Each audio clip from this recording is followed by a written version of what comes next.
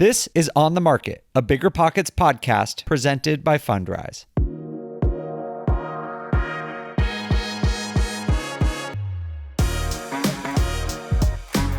Hey everyone, welcome to On the Market. I'm your host, Dave Meyer, joined today by James Daynard. James, what's up, man? Oh, just hanging out in the sunshine. And I got to fly to Seattle after this. So I want to stay where I am, but that's not in the cards today. What are you heading up there to do?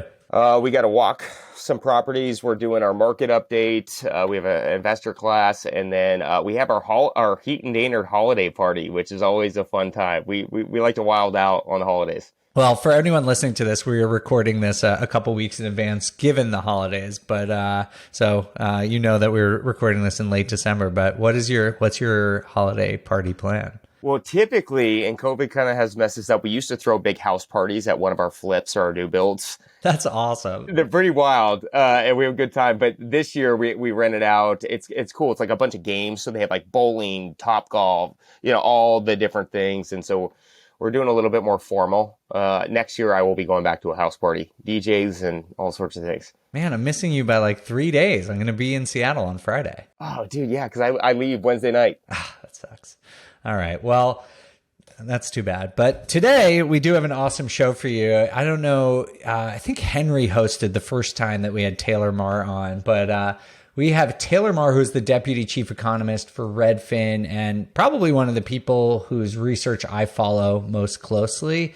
He is an expert on the housing market, everything. But today we really go into a lot of migration conversation and about how we, what happened during the pandemic and if those trends are continuing now or what new trends are emerging that investors and aspiring investors should be paying attention to. James, was there anything in particular you really enjoyed and think listeners should keep an ear out for? Well, I think it's just really tracking these trends that aren't like, I think a lot of us as investors, we look at our local markets and the housing, what's going on right now and what we're doing. And the most important thing for investors is to switch and pivot your plan up. And I know I learned that in 2008 is like to look at all these outside things. So like migration that was something I never really looked at before besides my local market. But as an investor, I want to keep investing and you can track these trends and really place, you don't have to, it's not always about the hottest trending areas. It's like, where are the people moving? And so the migration is a huge factor in that. And I think it's just important that people open their eyes and look at the big picture, and then it tells you how to invest in the next 2 to 4 years because you want to invest where the people are going. Yeah, absolutely. That's great advice, and I think you all can learn a lot not only about what's happening over the last couple of years, but just the general mindset and some new information that you should be considering as you think about your own personalized investing strategy. So, all right, so we're going to take a quick break and then we will bring Taylor on after that.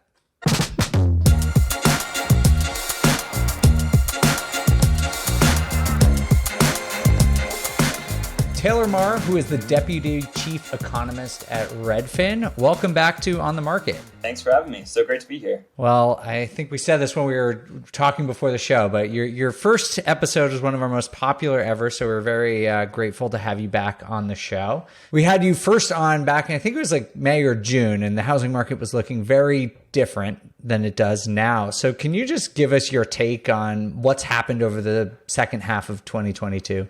Yeah, so the first half was very interesting because already by that time, interest rates rose substantially and we were seeing a lot of leading indicators take a dive south. The market was reacting. That was sort of act one with mortgage rates adjusting to some of the actions of the Fed. Now we're in stage two, which is really that inflation was more worrisome in the second half of the year. That caused a bit more aggression on the part of the Fed to, raise rates. They were hiking faster than anticipated. As a result, interest rates rose much faster, even since the summer. And really, they just were more volatile. So they shot up during the months of, I believe it was August and July, and down at the same time, about a percentage point swing. And they've done that now twice. So mortgage rate volatility hit a 35-year high. And that aspect in particular really explains what's happened in the market the last 6 months, because as interest rates have fluctuated dramatically, even after, they rose and were cooling the market, we've also watched Other indicators play catch up. So home values, for example, have been falling at one of their fastest paces since 2009, according to the Case-Shiller Index. That's in reaction to these rising interest rates. But also we see more of the short-term leading indicators of demand really bounce back and forth alongside this rise and fall of interest rates. So a couple of examples, sellers have increasingly had to drop their price as they don't get an offer that they want, and rates are higher, so they drop their price to meet buyers where they're at and what they can afford. But then when interest rates fall, they're not having to do as many price drops. And that ping-ponging has happened for sellers. A lot of them have been delisting their homes or jumping back into the market and relisting their homes when interest rates fall. And then the same is true of buyers. They'll rush in, start touring homes, maybe even shift when they're making offers after rates are falling and they get a little bit more of a tailwind from the lower rates. So really, it's been just one of volatility, if I were to pick one word to sum up the last 6 months. And Taylor, some of your work that I enjoy the most is all about the different regional variations in the housing market. But the assessment you just gave us, is that true across the board, or are you seeing this more? Are you seeing more volatility in certain markets compared to others?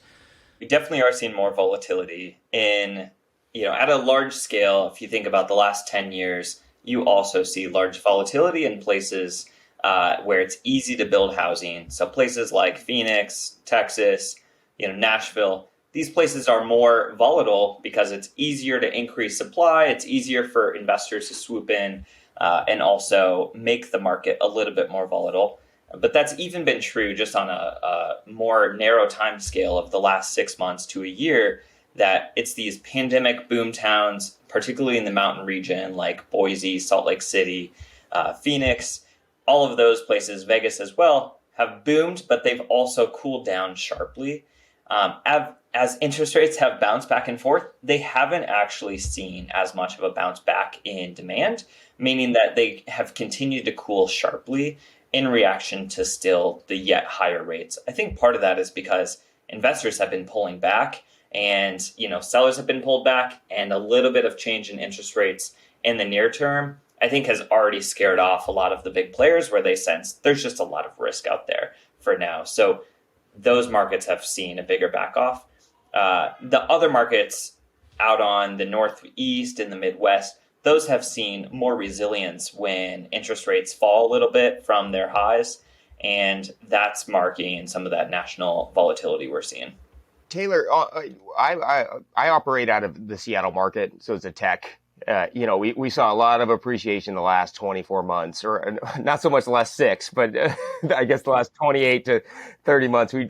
We've definitely seen a pretty drastic pullback from the peak pricing. A lot of the pricing is down 25, 30%, not from medium, but from that peak spring pricing. And then what we've kind of seen recently is it's kind of leveled off with like a slow trickle going on through the market. And, part of what we're looking at as far as investors goes is, what we saw a big drop from the seller settlement because people got so impatient with the days on markets that they were cutting price after 2-3 weeks. And now what we've seen is the pricing is actually kind of leveled out a little bit, and the days on market are being consistent around 30 to 45 days in our market. And now things are selling very close to list, or I would say within a 2 to 3% ratio at that point. Do you see, we've seen like hot markets like Phoenix, Boise, even San Diego, these like hot, bubbly markets. And then we've seen the tech ones that bubbled up because of the job growth. Do you think that those are going to start leveling out as well? Or do you predict that those could still decline even with those big drops that we've seen in the last 6 months? That's an excellent question. I know a lot of people in Seattle are wondering this. I talked to a lot of reporters there. I have a lot of friends in Seattle because I recently lived there, and for the last 10 years, been most of my home base. So I'm pretty familiar with Seattle. And what I know about Seattle is it does have these floors when financial markets start to recover. So there's a lot of tech wealth in the area. And as stocks like Amazon and Microsoft and Facebook recover a little bit, that can really help support demand by quite a bit. It's harder to see that in the data because there's also this psychological component.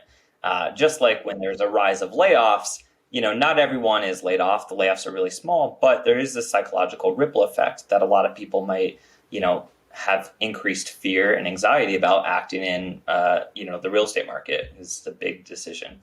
So with that said, markets like Seattle and San Francisco that are very expensive and that haven't been characterized as much of a boom and bust like Boise or Phoenix. Boise and Phoenix are relatively small markets, so it doesn't take a lot of activity to make a big change. Whereas Seattle and San Francisco, it's harder to get that magnitude of difference. Now, Seattle, it's fallen in home values from its May peak through September, according to Case-Shiller, by about 9% already. And based on more recent data, I believe that's continuing by at least a few percentage points. So we have seen a big adjustment from the higher interest rates, but also it's been really a trifecta in Seattle of three things. There's been higher interest rates. It's already an expensive market, so it's more sensitive to that. Financial market conditions with a lot of, as I mentioned, tech stocks, as the NASDAQ is down more than 30% from the start of the year, that weighs much more heavily in markets like Seattle or San Francisco, where there's a high presence concentration of tech workers. The third thing is migration. So in 2021, Seattle posted a net outflow of people leaving the area for the first time in more than a decade. And there was really just an untethering from remote work that allowed a lot of people to leave. It continued to get an influx of people from the Bay Area because they were facing the same decision, but a lot of people went to Eastern Washington and even to places like Phoenix. So now, there is sort of this element of higher interest rates are causing people to sort of freeze in place and not move as much. But as interest rates have fallen, we've definitely heard from agents on the ground as recently as last week that buyers are jumping back in. They're eager to get out there, and they might have pulled back extra quickly as things started to turn south. But they're still there. They're sideline buyers. There's a lot of income eligible, those with sufficient down payments where they could be buying a home if they just found a good deal. The problem is it's taken a while for sellers to sort of meet buyers where they are. They're usually slower to drop their price, slower to react to market conditions. And once they fully do, there's enough buyers to really start to stabilize the market. So I'm in the camp that things are reacting sharper in Seattle, maybe than we even realize, but there is an element of stability that's sort of on the plate right here. And one of the key things as well with this feature in Seattle is there have been some homes that have dropped even more than 20%. So I looked at some homes that actually recently closed in April and May when prices peaked, and looking at their Redfin estimate or their estimate, indeed, some of them have lost more than 20% of their home value, which wipes away almost all of their equity. That's scary. Now, thankfully, most of those buyers probably won't be moving for 10 years, so it's not going to impact them too dramatically unless they lose their job or have some sort of other economic shock. So I don't think there's a wave of supply to hit the market. And then there's also this element that, maybe sellers aren't having to drop their price as much, but there is still a lot of bargaining power that buyers are building up. And they're able to ask for increasing seller concessions, which means that maybe they're getting an additional 3% back from the seller to do things like home repairs or buy down their mortgage rate. And this is sort of a missed feature in a lot of the data right now because no one is capturing here's what a list price was. Let's say you listed your home for $1 million in Seattle. Maybe you had to drop your price down to $900,000. Then maybe you sold it for under asking price at $850,000. But then maybe you had to give back another $50,000 in seller concessions. So if we're looking at any of the one metrics, we might not capture that full effect of how really the housing market has adjusted for this particular seller. And so part of that missing feature is these seller concessions that are on the rise as well. Yeah, and we sell a lot of different type of product in our market. And I think our market is probably very similar to Austin, San Francisco. I think we're seeing this. I've been tracking those to kind of see what the trends are in there. I'm like, okay, we're all in the same boat at this point. But I think that's a great point. You have to be careful about the data because I know like on every we do sell a lot of new construction product, townhomes. Every deal we're doing, the rates are getting bought down by the builders or the sellers, where that's what we're really pushing on is to buy that rate down, and it's costing, anywhere between $25,000 and $35,000 in credits. Which, if you think about that, it's about anywhere between 2 and 5% of the actual sale price. And so it's kind of like when apartment sellers go to sell their apartment deals, and they want to pack the pro forma and they give away all the concessions up front, but on paper it looks like it's really good because they gave away a free month. And I feel like it's throwing the data off. So when we're looking at transactions, we're going, okay, well, how much closing costs are actually coming off there? And is that the real value of the property?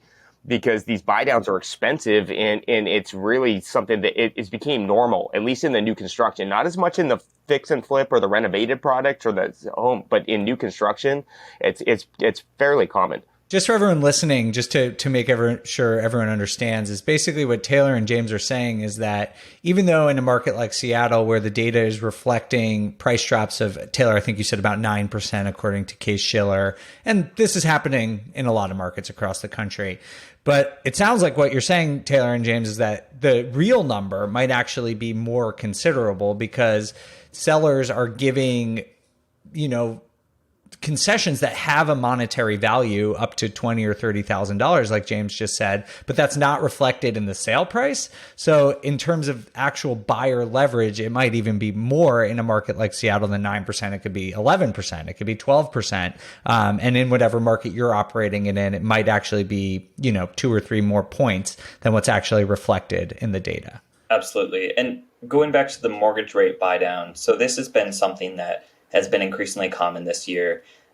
Looking at data from Freddie Mac, they report on mortgage rates as well as what points are being paid on a loan in order to buy down the rate. And it did rise to nearly a 20-year high for different loans, like a 15-year fixed, for a 30-year fixed. It also has risen to about a decade high. They stopped reporting on that, so it's hard to know what's happening in real time now. But this is important because a lot of builders are also going through this tactic to try and make it where buyers aren't scared off by a high monthly payment when they plug in today's interest rates. So by buying down the rate, they can make a monthly payment much more favorable. In fact, it is so favorable that buying down the points is even better for a buyer than just getting that cash down in a lower sale price. So it actually is pretty great to overall increase demand of buyers, the pool of buyers that could afford on a monthly payment that home. The problem, though, becomes paying points on a loan is effectively placing a bet that you're going to lock into this rate and that rates won't be falling. And what we've seen in, again, mortgage rate volatility, the fluctuation of mortgage rates from, 1 month to the next is at a 35-year high. And this means that the chances that rates fall by a percentage point are higher now than they have been in a very long time. I don't think it's likely that rates ever go back to, sub 3%, 2.5% that happened during the pandemic. That was a unique circumstance with the Fed pumping billions of dollars into mortgage-backed securities, creating, an abnormal market for mortgages. But now going ahead, rates could go higher, and you would be really happy that you paid points on a loan and you don't face higher borrowing costs. That would work out really well if rates never fall below where you are. But if rates do fall back to, let's say, 5%, which is possible if we enter into a recession, rates normally do fall during a recession, then you effectively, gave up tens of thousands of dollars to bet on that rate not falling effectively. You might not see it that way. There's refinancing costs. There's other things at play there as well. But this is sort of a hidden feature also that's impacting the market that people might not always have full control or negotiation over. That's such a good point. I haven't heard it articulated that way before. But basically, the reason you accept and want a seller concession of someone buying down your rate is because your monthly payment is too high and you're saying, okay, you're going to get my payment down to an acceptable level, and in exchange, I'm willing to pay the price that you're asking for. But if rates fall in the future, then you're basically, the benefit that you negotiated is moot, and you're still paying that higher price that the seller wanted, and the benefit they gave you is sort of negated. Yeah, at least in part. And the flip side of that is really adjustable rate mortgages, which we've also seen rise in tandem with paying points on a loan. So there's effectively a rise on both sides of the equation of people placing a bet effectively that either rates will stay high and not fall in the future, or that they'll go low and not rise too much in the future. So the adjustable rate mortgage camp, which makes up about 1 in 10 buyers as of lately, they've been opting for adjustable rate mortgages, according to Mortgage Bankers Association. And that rise of the use of ARMs is basically, again, placing a bet that rates won't shoot up much higher or significantly higher than you have now, making that your borrowing costs in, let's say, 5 years after the fixed exchange period expires, that you'll be able to afford that payment. And so if rates do fall or even stay steady, an adjustable rate mortgage is sort of the other side of that equation that would be beneficial for someone. So, Taylor, like as we're talking about like kind of markets and things moving around, you pointed out something very interesting, like in Seattle, or, I know a lot of these tech areas, or San Francisco, the population went down as well, that people were moving out over 2023. And a lot of that was the migration and the work from home, where people could be flexible, like if you have the opportunity to leave Seattle and work in a sunny place, a lot of people like to take that they will take that opportunity. Do you see with the migration, we've seen this rapid, like in Phoenix, Florida, Texas, a lot of people have moved into these states, and we've seen a lot of, inflation rise in those areas, pricing rise in those areas. Do you predict as we're going into, as the rates increase and we're looking like we could go into a recession, do you see that the migration could start falling dramatically? Because, as people get concerned about their welfare and their jobs, they stop moving around. They want to spend less money and they want to be more stable. But also, do you see maybe a reverse migration coming back with a lot of these companies? I know like in Washington or even in New York, I've read a few times that these companies want people back in the office and they want bodies back in the chairs. Do you see that some of these markets, Austin, San Francisco, Seattle, New York, do you see that migration reversing over the next 12 to 24, even though it's really expensive to live there? Or do you see like the migration pattern still going consistent where people are chasing affordability and more, being comfortable in the condition that they want to live in? You're right to call out this dichotomy of, on the one hand, you have people, that are chasing affordability. And that really is what dominated the pandemic during 2020 and 2021. People were untethered from their workplace and able to relocate, move remotely. That also was coupled with a unique circumstance where rates fell and made an affordability opportunity even better, where you can move and lock in this lower rate.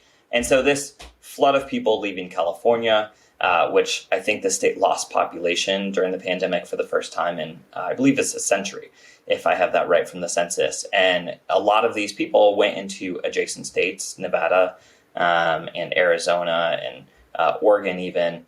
And that created a home buying frenzy in these areas. So that was really a chase for affordability. Most of the people surveying said that they were moving for housing-related reasons. Typically, people primarily move for job-related reasons to get a better paying job or job opportunities. But the pandemic, we saw that take over for housing-related reasons. And it was really one of affordability. People wanted bigger space to work from home, larger yard, suburban house, things like that. And that move for affordability impacted all of these markets, pushing up prices. Now, the flip side of that is that prices grew so much in places like Austin that they really make it less attractive today than it was 2 years ago for someone, looking for affordability.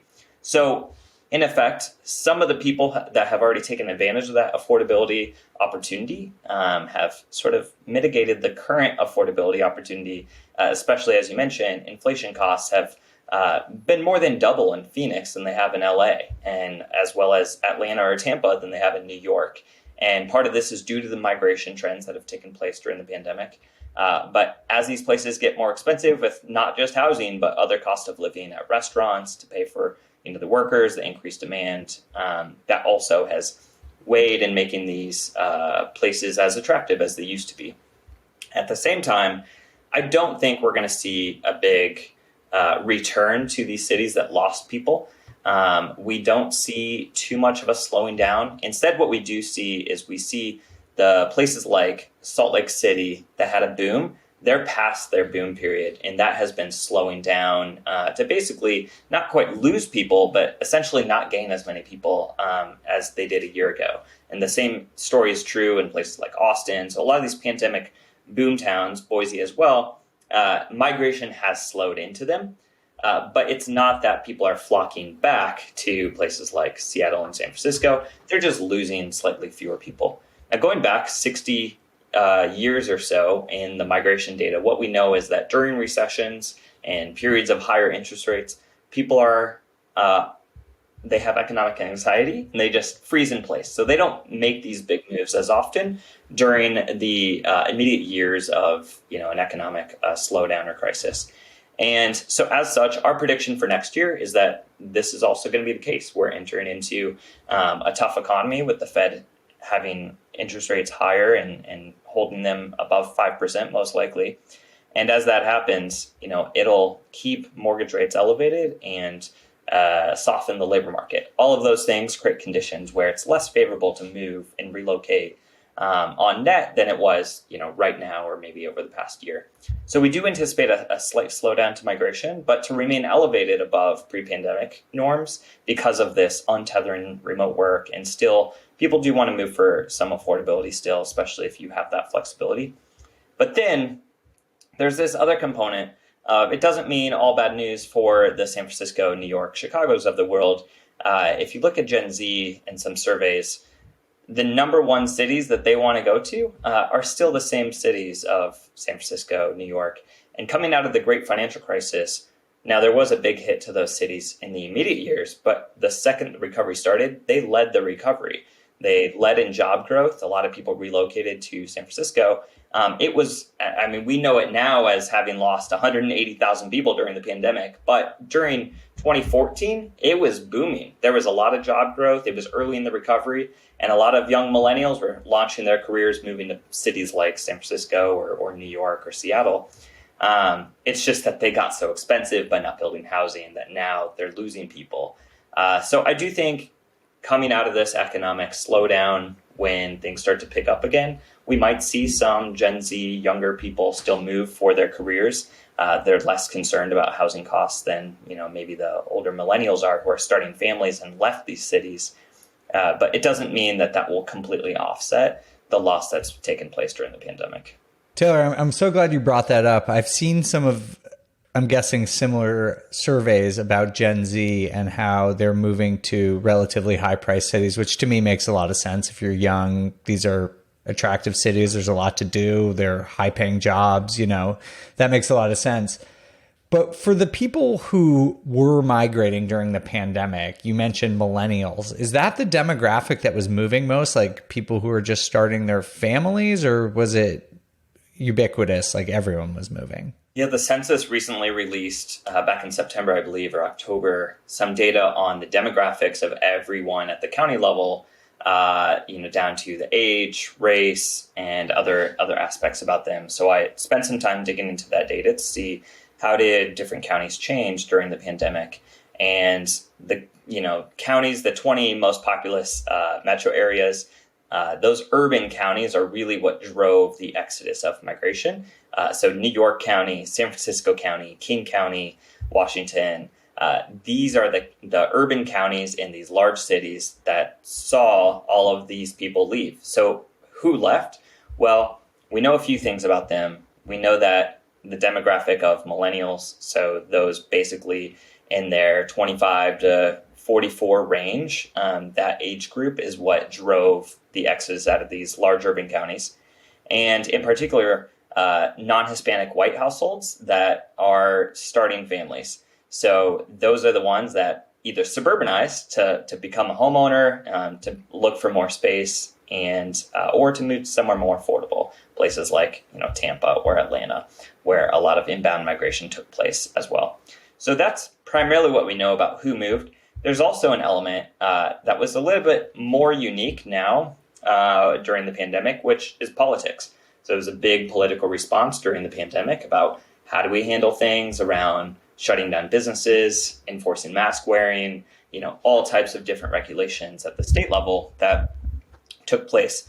And if we look at who left California, it was disproportionately Republicans that left California, registered Republicans that left California into nearby states, or that left places like Seattle and Western Washington into Idaho. And so there was also this political sorting that really was amplified. That's been taking place since about the 80s, which is increasingly why, the place we live describes our politics now more than ever. But especially during the pandemic, you increasingly were impacted by your local politics or the state level politics. And that played a role as well in migration with who might have moved. Now, going ahead, I don't think that's going to play as large of a role. There's less of this impact, even in spite of things like Roe v. Wade or other political aspects at the state level.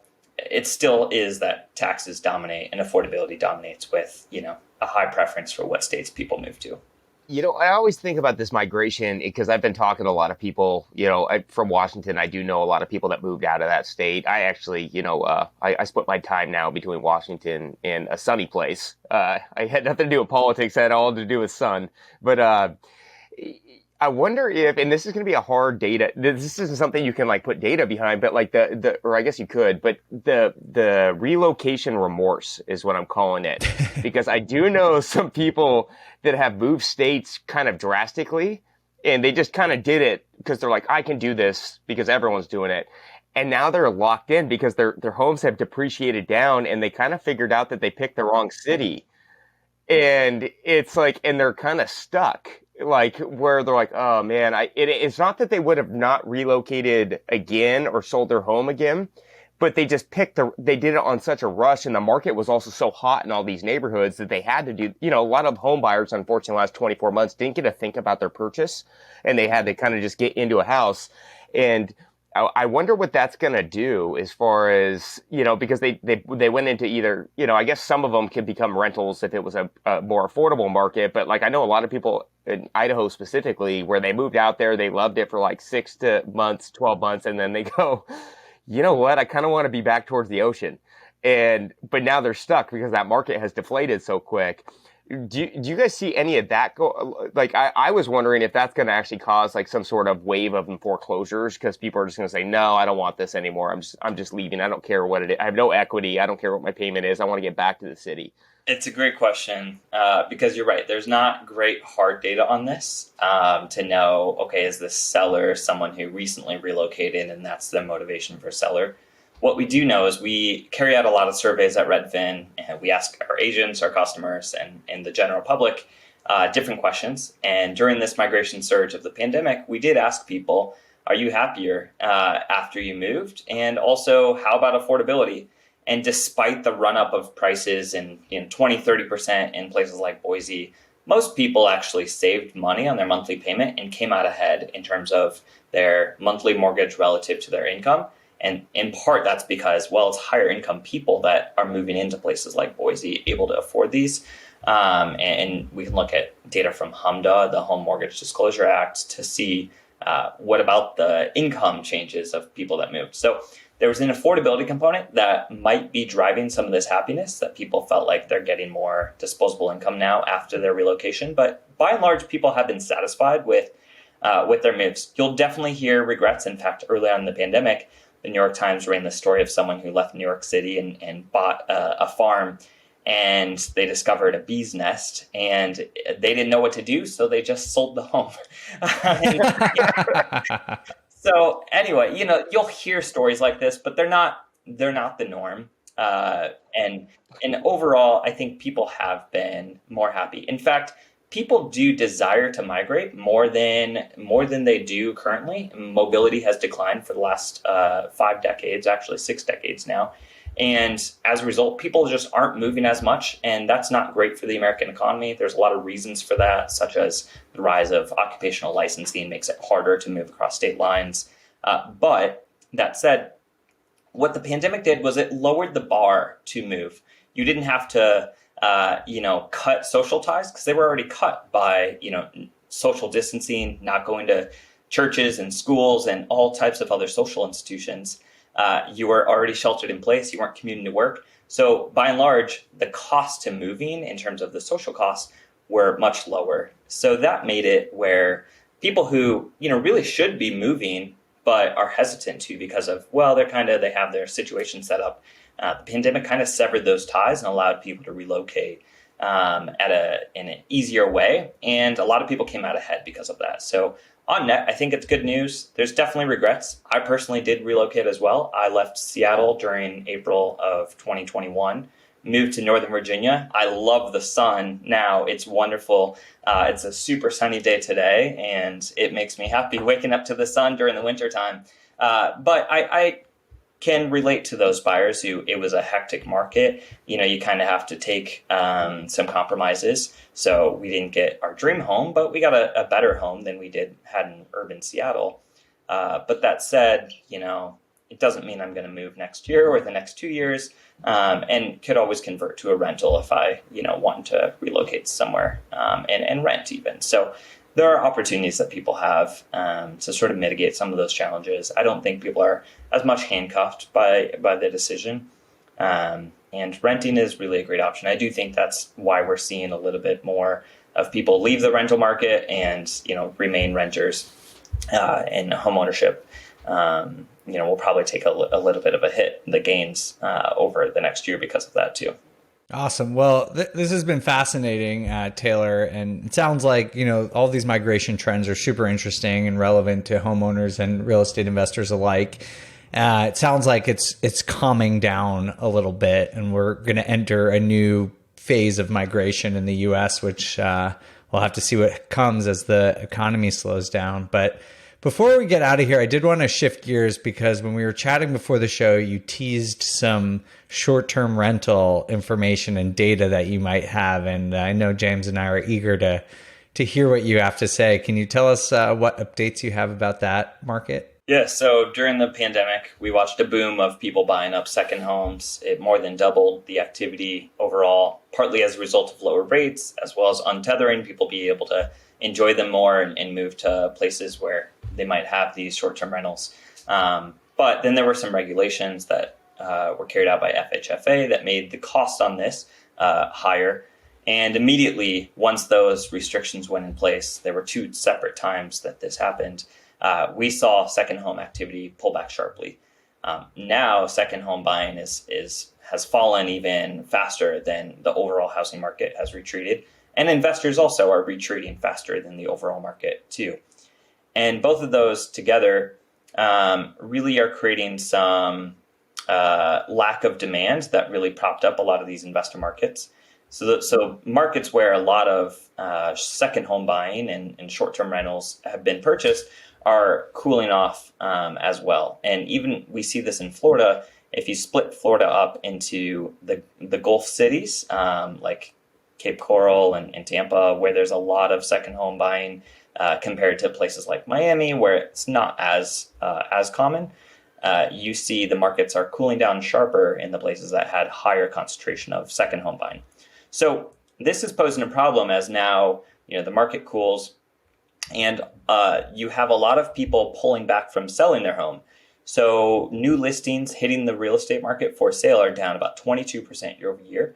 And these are people who basically are opting to not sell. Now, some of them are just home buyers, move-up buyers who are just going to sit in place. So that doesn't matter too much. But there's also these second homeowners that maybe would normally offload their properties. But as the market has cooled, they've seen home values retreat a little bit.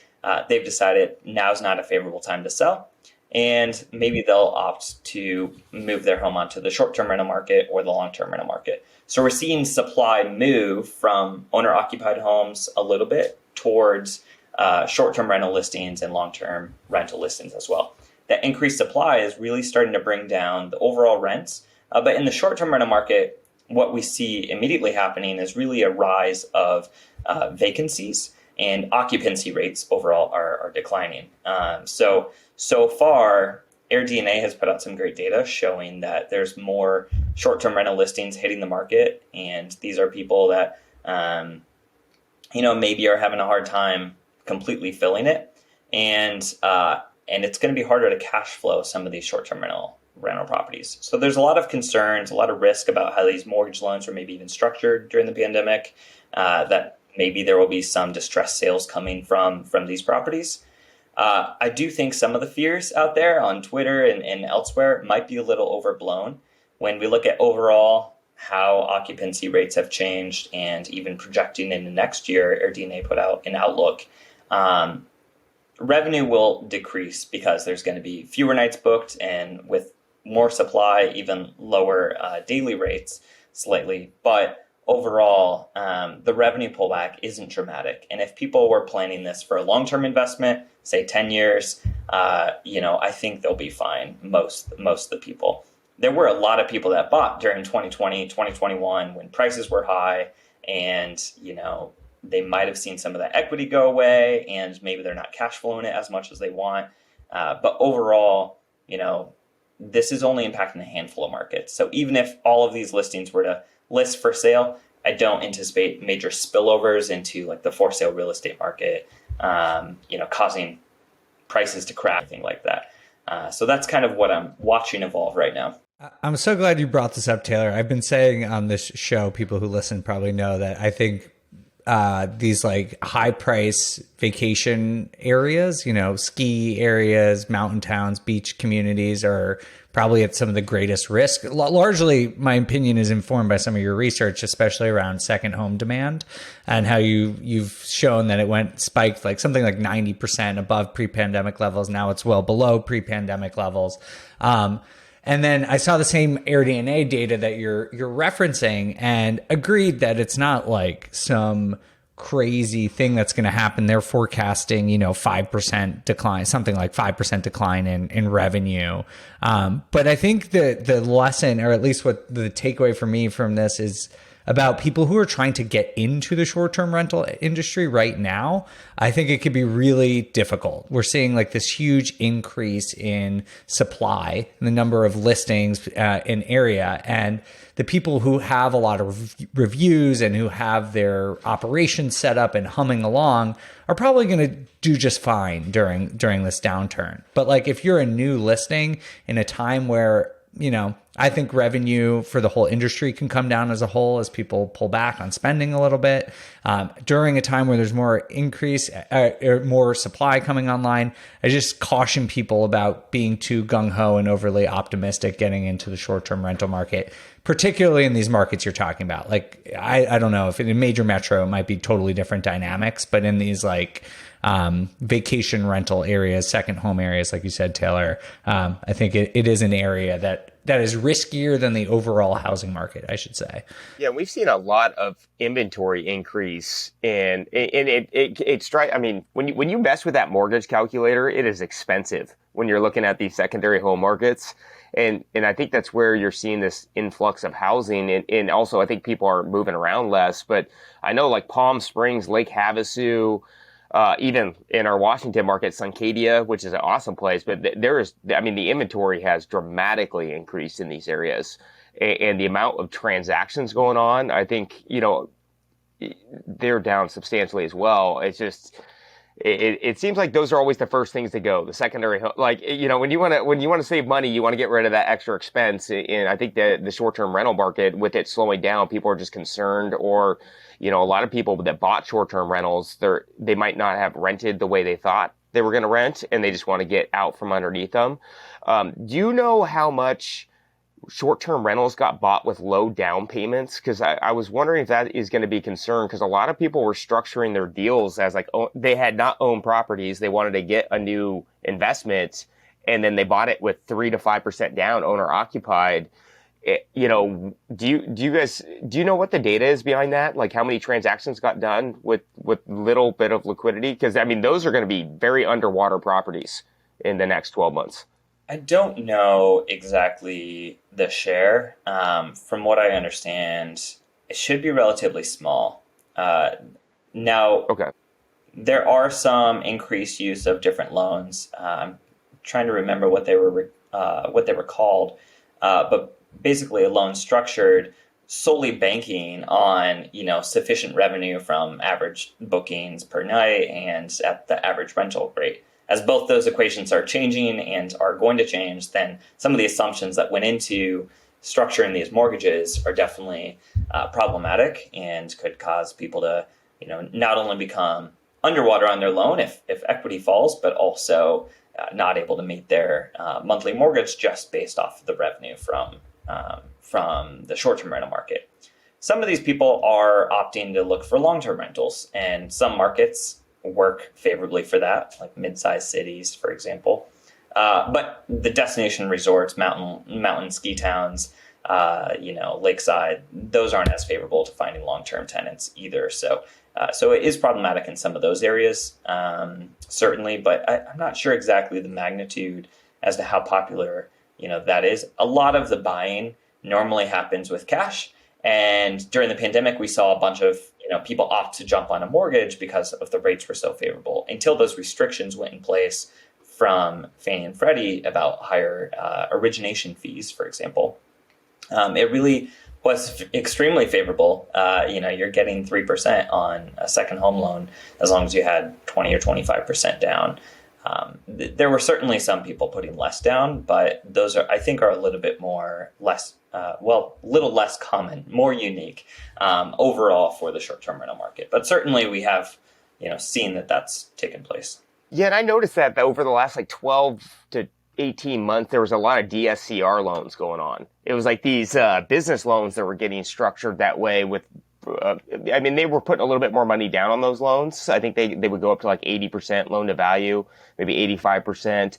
But one thing that's a little scary is these loans have pretty nasty prepays on them, where they're 5-year 5, 4, 3, 2, 1s. And, not only are they underwater with the equity, they're going to have to come up with the difference.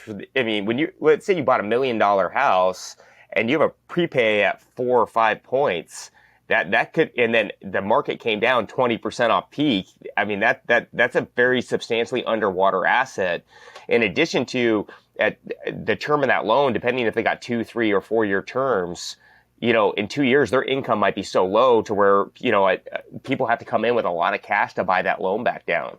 And that's where I'm a little concerned with that market in those loans that were structured that way. Because if the income, like you said, is going down, the bank's going to want more money. And a lot of these people didn't have the money that's why they went with the DSCR product. And that's a little terrifying at that point. That is dicey, man. You like so much of what we talk about, at least personally, why I don't think the wheels are going to come off in the housing market. I think we'll see declines is that lending practices are so much better. But a DSCR is not a residential mortgage. That's a business loan, like you said, James. And what James is saying about prepayment, that means is even if people sell it underwater, there's a penalty that the bank assesses for ending the loan early that people will have to come up with as well. So that can put them further underwater. So that's it's pretty dicey. Well, Taylor, thank you so much. This has been a huge, huge help. Always enjoy having you on the show. If people want to read your research or connect with you, where should they do that? Yeah, two places. So first, I'm on Twitter at Taylor A. Marr. And then also I, write and contribute research to the Redfin blog. That's redfin.com/news. And that's where you can see most of our data research. We put out a weekly report covering the market, as well as a bunch of other research. Thank you so much to Taylor Marr, who's the Deputy Chief Economist at Redfin. We really appreciate you coming back on the show. Thank you for having me.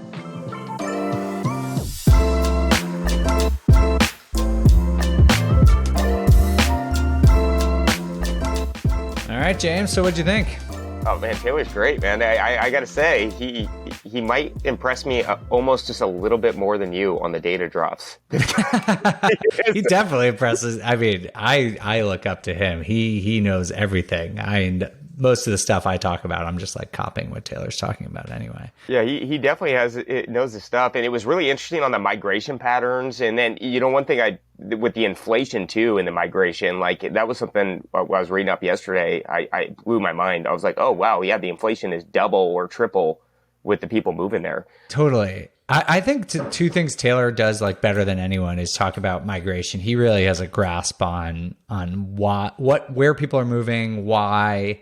Obviously that impacts the housing market, but it's just kind of interesting in general. If you're just curious about what motivates people to move, and you should definitely check out his research. But I thought that was so true. We talk on the show about how there's no quote unquote national housing market and you need to look at your regional market to understand pricing. But like you just said, the same is true with inflation, right? You look at Phoenix, the inflation rate is double that of LA. You have to factor that in when you consider what's happening in the housing market there, because like not only did prices in houses go up in Phoenix faster than most places, but spending power is going down faster than most places in Phoenix. So it's getting like a 1-2 hit in affordability there that's probably going to put a lot of downward pressure on prices. Yeah, it's kind of smoke and mirrors.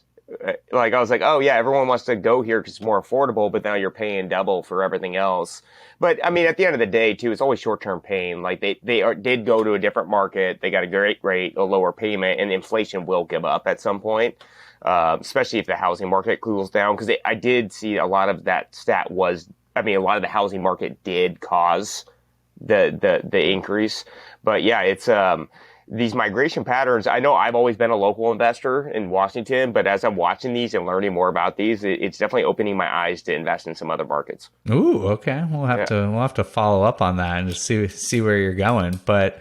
Yeah, I thought the encouraging thing, at least from an investor standpoint, about Taylor's research is that the migration patterns are calming down. It was so hard to predict what was going on the last couple of years. Like you see these reports, but most like population data comes in like once a year. Like, so you don't really know even what's going on. You just like sort of like hear anecdotally that everyone's moving to Austin or Phoenix or Boise. And it's hard to know, like, is it for real? Is it going to last? And to me, at least, if you're investing in multiple markets or trying to pick a market to invest in, the best thing that can happen is that these, one, the work from home situation, and two, the migration patterns just become more predictable. Yeah, I think you're right. Like, I have thought some of these cities were just surging. I mean, and part of it, too, is like where you were living, right? Like when I was down in California, a lot of people from California were going to Idaho, or so was Washington. But then a lot of other states, like the upper East Coast, were going down to Florida. And so it kind of depended on what you were hearing. So, but yeah, those migration patterns, I knew it had an effect on the market, but I didn't really realize it had that much pull on the inflation, the cost, just everything across the board.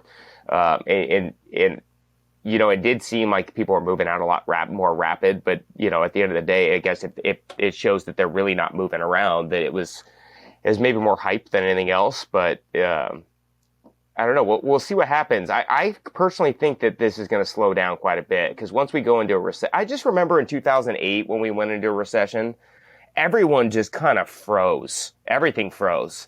And I think we're going to see that slow down for the short term.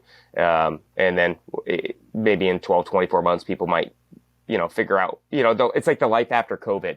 Okay. It's like you go through this weird thing, then you get settled, and then you really figure out what you want to do. Totally. Yeah.